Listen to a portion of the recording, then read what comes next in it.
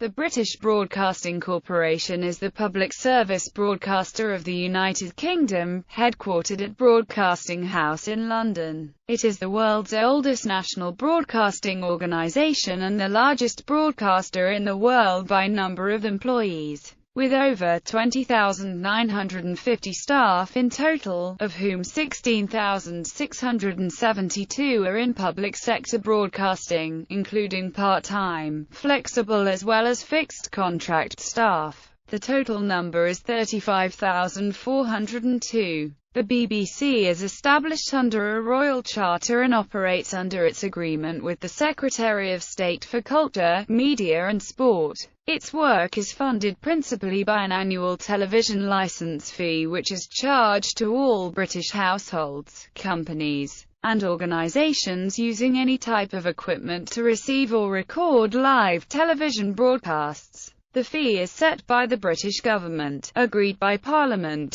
and used to fund the BBC's extensive radio, TV, and online services covering the nations and regions of the UK. From 1 April 2014 it also funds the BBC World Service, launched in 1932, which provides comprehensive TV, radio, and online services in Arabic and Persian, and broadcasts in 28 languages. Around a quarter of BBC revenues come from its commercial arm BBC Worldwide Limited, which sells BBC programmes and services internationally and also distributes the BBC's international 24-hour English-language news services BBC World News and BBC.com, provided by BBC Global News Limited. History. The birth of British broadcasting, 1920–22. Britain's first live public broadcast from the Marconi factory in Chelmsford took place in June 1920. It was sponsored by the Daily Mail's Lord Northcliffe and featured the famous Australian soprano Dame Nellie Melba. The Melba broadcast caught the people's imagination and marked a turning point in the British public's attitude to radio. However, this public enthusiasm was not shared in official circles where such broadcasts were held to interfere with important military and civil communications. By the autumn of 1920, pressure from these quarters and uneasiness among the staff of the licensing authority, the General Post Office, was sufficient to lead to a ban on further Chelmsford broadcasts.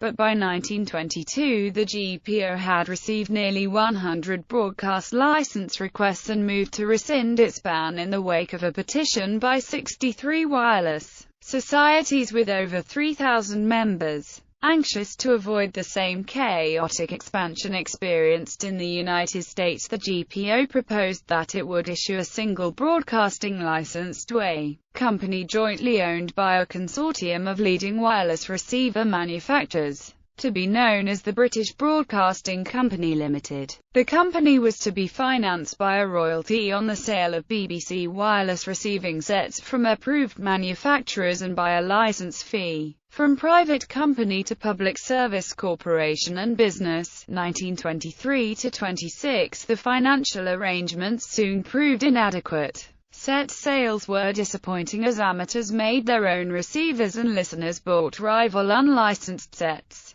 By mid-1923 discussions between the GPO and the BBC had become deadlocked and the Postmaster General commissioned a review of broadcasting by the Sykes Committee. The committee recommended a short-term reorganisation of licence fees with improved enforcement in order to address the BBC's immediate financial distress, and an increased share of the licence revenue split between it and the GPO. This was to be followed by a simple 10 shillings licence fee with no royalty once the wireless manufacturer's protection expired. The BBC's broadcasting monopoly was made explicit for the duration of its current broadcast licence, as was the prohibition on advertising. The BBC was also banned from presenting news bulletins before 1900, and required to source all news from external wire services. Mid-1925 found the future of broadcasting under further consideration, this time by the Crawford Committee. By now the BBC under Reith's leadership had forged a consensus favouring a continuation of the unified broadcasting service, but more money was still required to finance rapid expansion.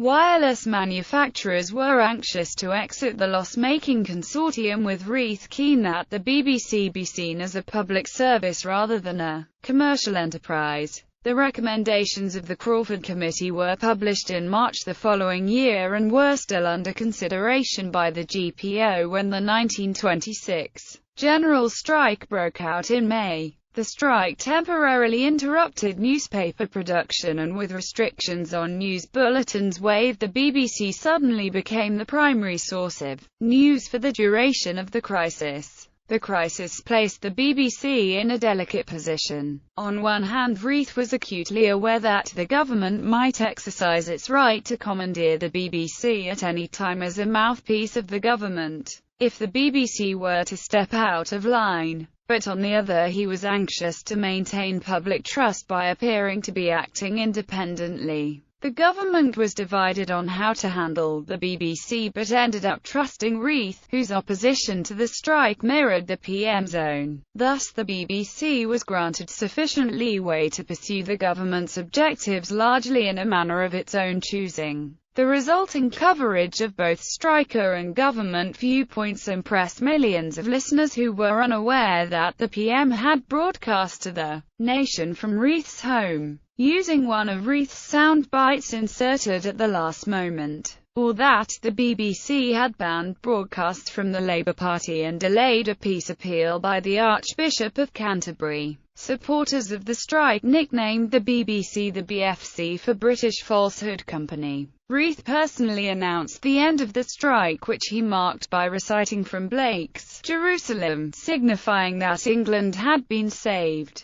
The BBC did well out of the crisis, which cemented a national audience for its broadcasting and was followed by the government's official acceptance of the Crawford Committee recommendations transferring the operations of the company to a British Broadcasting Corporation established by Royal Charter. Reith was knighted and on 1 January 1927 becoming the first Director General of the British Broadcasting Corporation. While the BBC tends to characterise its coverage of the general strike by emphasising the positive impression created by its balanced coverage of the views of government and strikers, John Seaton, Professor of Media History and the official BBC historian, has characterised the episode as the invention of modern propaganda in its British form. Reith argued that trust gained by authentic impartial news could then be used. Impartial news was not necessarily an end in itself.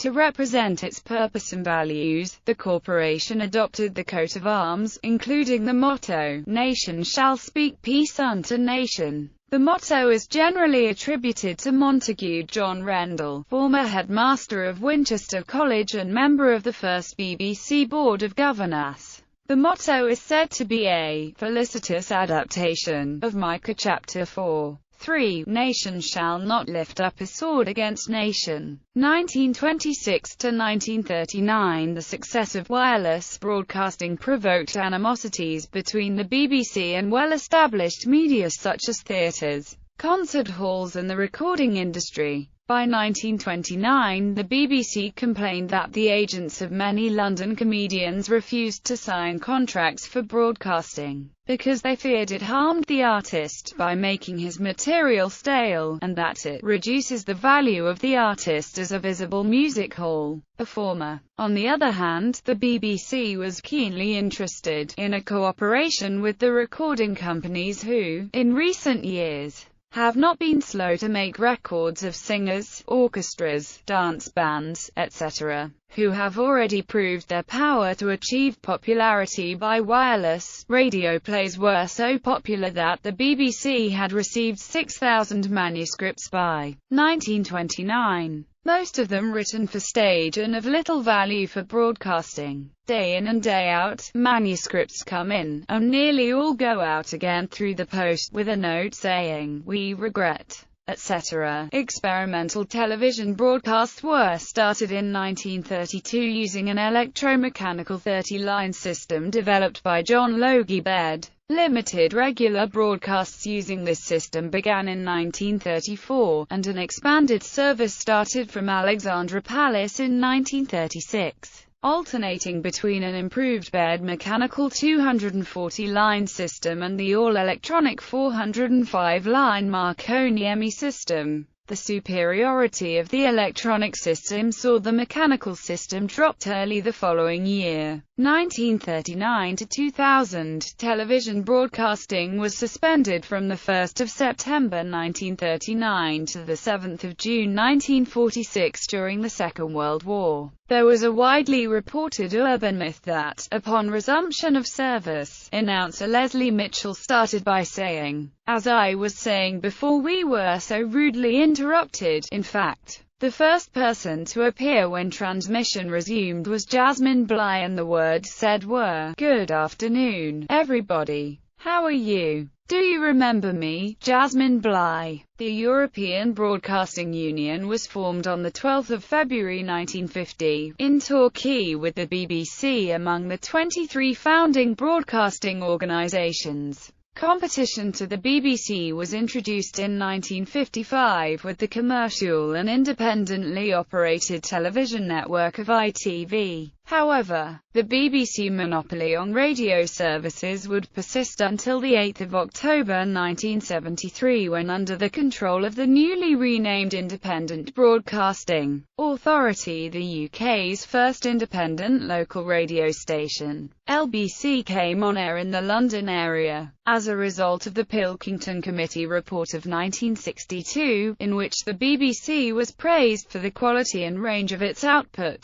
and ITV was very heavily criticised for not providing enough quality programming, the decision was taken to award the BBC a second television channel, BBC Two, in 1964, renaming the existing service BBC One. BBC Two used the higher resolution 625-line standard which had been standardised across Europe. BBC Two was broadcast in colour from 1 July 1967, and was joined by BBC One and ITV on 15 November 1969. The 405-line VHF transmissions of BBC One were continued for compatibility with older television receivers until 1985. Starting in 1964, a series of pirate radio stations came on the air and forced the British government finally to regulate radio services to permit nationally based advertising finance services.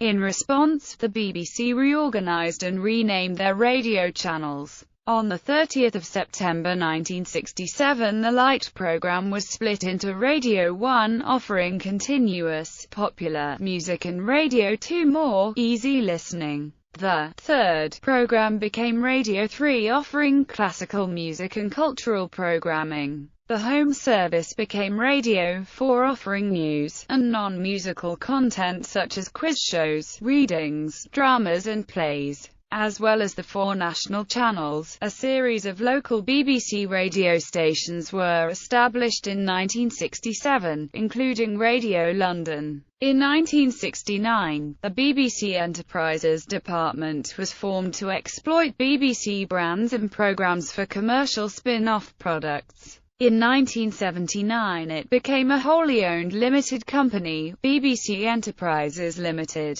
In 1974, the BBC's teletext service, CFAX, was introduced, created initially to provide subtitling, but developed into a news and information service. In 1978, BBC staff went on strike just before the Christmas of that year, thus blocking out the transmission of both channels and amalgamating all 4 radio stations into one. Since the deregulation of the UK television and radio market in the 1980s, the BBC has faced increased competition from the commercial sector, especially on satellite television, cable television, and digital television services. In the late 1980s, the BBC began a process of divestment by spinning off and selling parts of its organisation. In 1988 it sold off the Hulton Press Library, a photographic archive which had been acquired from the Picture Post magazine by the BBC in 1957. The archive was sold to Brian Deutsch and is now owned by Getty Images.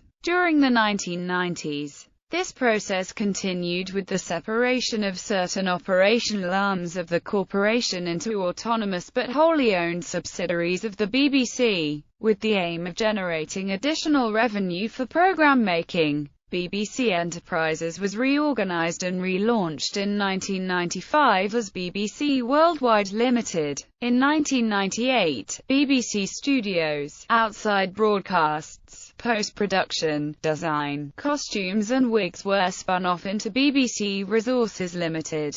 The BBC Research Department has played a major part in the development of broadcasting and recording techniques. In the early days, it carried out essential research into acoustics and program level and noise measurement. The BBC was also responsible for the development of the NIC-AM stereo standard. In recent decades, a number of additional channels and radio stations have been launched. Radio 5 was launched in 1990 as a sports and educational station, but was replaced in 1994 with Radio 5 Live. Following the success of the Radio 4 service to cover the 1991 Gulf War, the new station would be a news and sports station. In 1997, BBC News 24, a rolling news channel, launched on digital television services, and the following year, BBC Choice launched as the third general entertainment channel from the BBC. The BBC also purchased the Parliamentary Channel, which was renamed BBC Parliament. In 1999, BBC Knowledge launched as a multimedia channel, with services available on the newly launched BBC Text digital teletext service,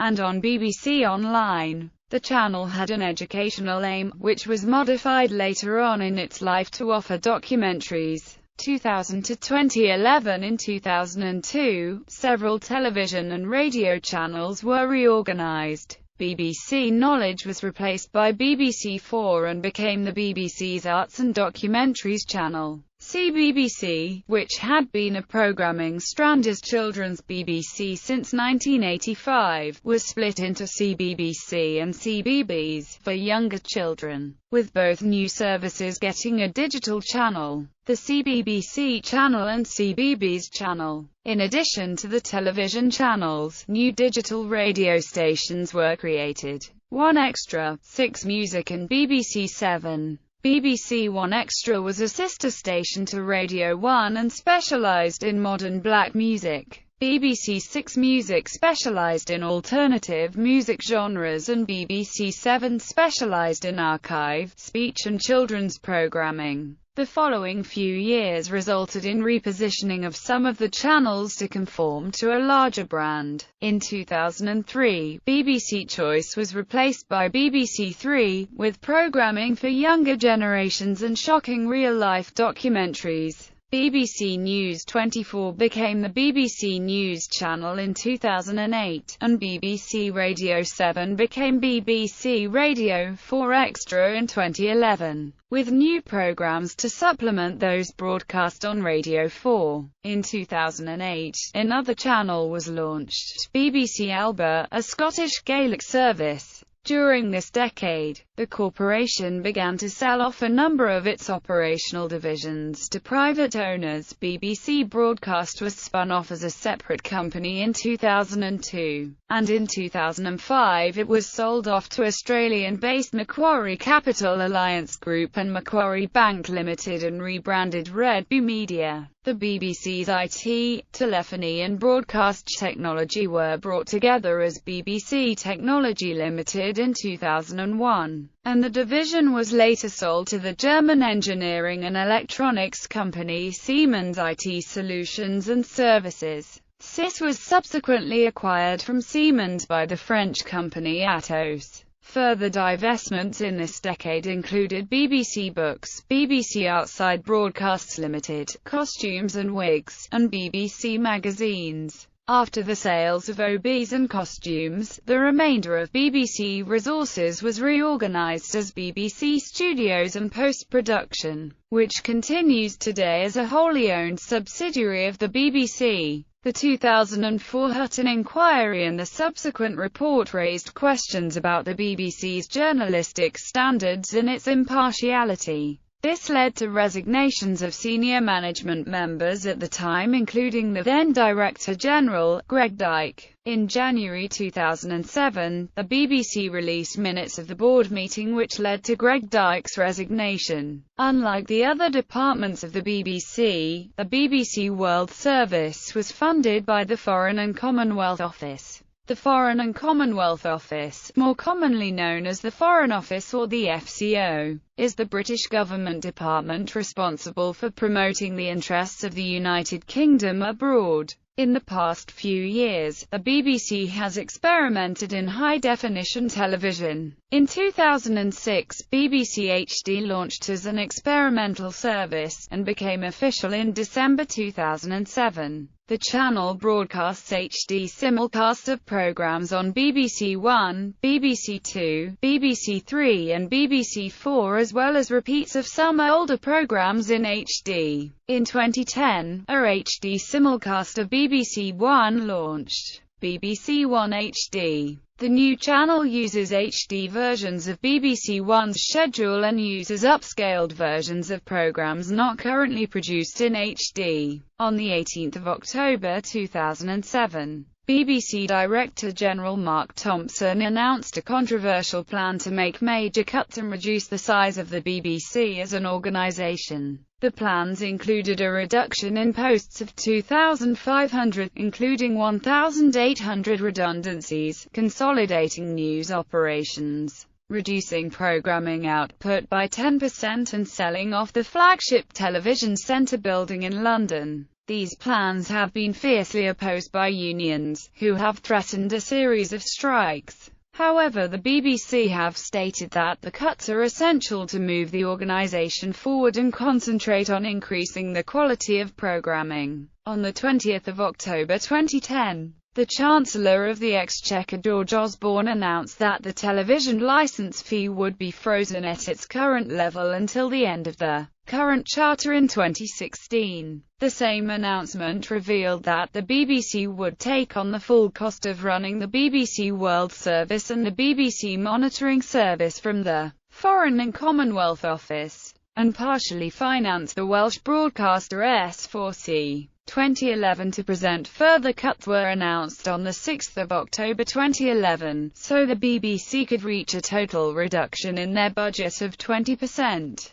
Following the licence fee freeze in October 2010, which included cutting staff by 2,000 and sending a further 1,000 to the Media City UK development in Salford, with BBC Three moving in 2016. The sharing of more programmes between stations and channels, sharing of radio news bulletins, more repeats in schedules, including the whole of BBC Two daytime and for some original programming to be reduced. BBC HD was closed on 26 March 2013 and replaced with an HD simulcast of BBC Two. However, flagship programmes, other channels and full funding for CBBC and CBeebies would be retained. Numerous BBC facilities have been sold off, including New Broadcasting House on Oxford Road in Manchester. Many major departments have been relocated to Broadcasting House and Media City UK, particularly since the closure of BBC Television Centre in March 2013. The cuts inspired campaigns, petitions and protests such as Save BBC Three and Save URBC, which have built a following of hundreds of thousands of individuals concerned about the changes.